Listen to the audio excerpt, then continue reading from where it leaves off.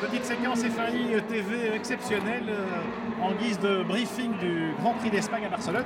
Nous sommes en Espagne, Jean-Éric Vergne, mais pas à Barcelone. Nous sommes au Motorland Aragon. Vous venez ici pour une démonstration dans le cadre du meeting World Series. C'est une première pour vous aussi. Vous devenez une star de la F1. Vous voyez ce que c'est de l'autre côté de la barrière. Une star, pas pour l'instant, pas pour l'instant. Je suis qu'à 4 Grands Prix et j'ai rien fait d'exceptionnel. Merci. On est là ce week-end avec Red Bull Racing qui fait tous les showruns de l'année dans le week-end des World Series. Ça fait extrêmement plaisir d'être là. Je pense que ça fait vraiment partie de ma carrière, la famille des World Series. J'ai passé 4-5 ans et revenir ici, voir toutes les équipes, tous les pilotes qui roulent me fait plaisir. En plus, en étant pilote de F1 et roulant dans une F1, c'est un bon week-end. Alors précisément pilote de F1, votre début de saison, on l'a bien suivi. Ce Grand Prix d'Espagne à Barcelone, vous allez arriver enfin sur un circuit connu, je dirais.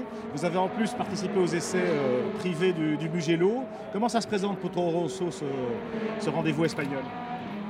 Toujours un peu compliqué à prédire. Je pense qu'au Mugello, on a testé pas mal de nouveautés qui ont l'air de fonctionner. Et après, comment par rapport aux autres équipes qui ont aussi ramené des nouveautés, on va le savoir à Barcelone. Et j'espère qu'on aura fait un bon step en avant et qu'on pourra s'attendre à des résultats encore mieux que les dernières courses. Barcelone, c'est un terrain connu, toutes les équipes le connaissent bien. Comment vous voyez la course? Est-ce que Pirelli, par rapport au choix de pneus, ça va être aussi indécis que les Grands Prix du début de saison? Je sais pas du tout. Je pense qu'on aura les softs.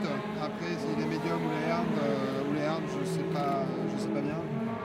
Après, ce que je me dis, c'est qu'on a tous les mêmes pneus, donc ça change pas énormément. Mais c'est vrai que de ce que j'ai pu expérimenter, c'est vrai que c'est quand même très compliqué la gestion des pneus.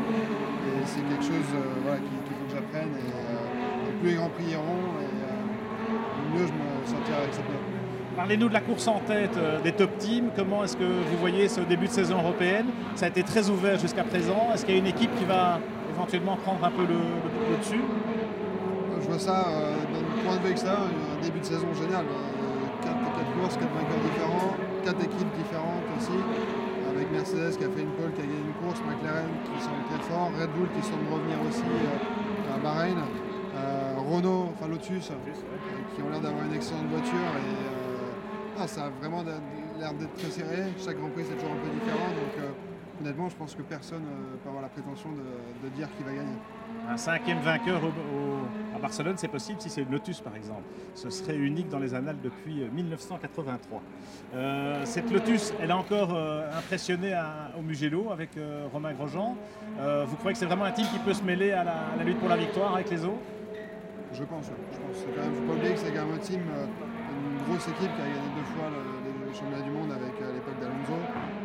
Je pense que les 2 pilotes qui sont dans la voiture sont 2 très bons pilotes, dont un champion du monde, donc je pense qu'ils ont tout pour pouvoir gagner des courses. Dernier mot, Jean-Éric, chez Toro Rosso, on vous suit évidemment par rapport à votre équipier Daniel Ricciardo. Alors on sait qu'il y a forcément une rivalité qui est exacerbée, mais en même temps il y a une vraie complicité entre vous. Comment ça se vit au quotidien? Ça se vit bien, je pense qu'on a les gens pas mis aux mains.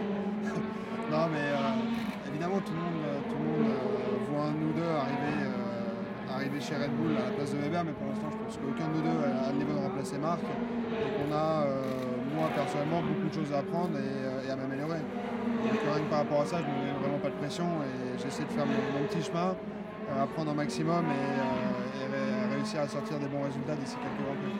On vous fait confiance, vous apprenez vite. Merci Jean-Éric. Et puis à Barcelone, on va le suivre lui et puis tous les autres.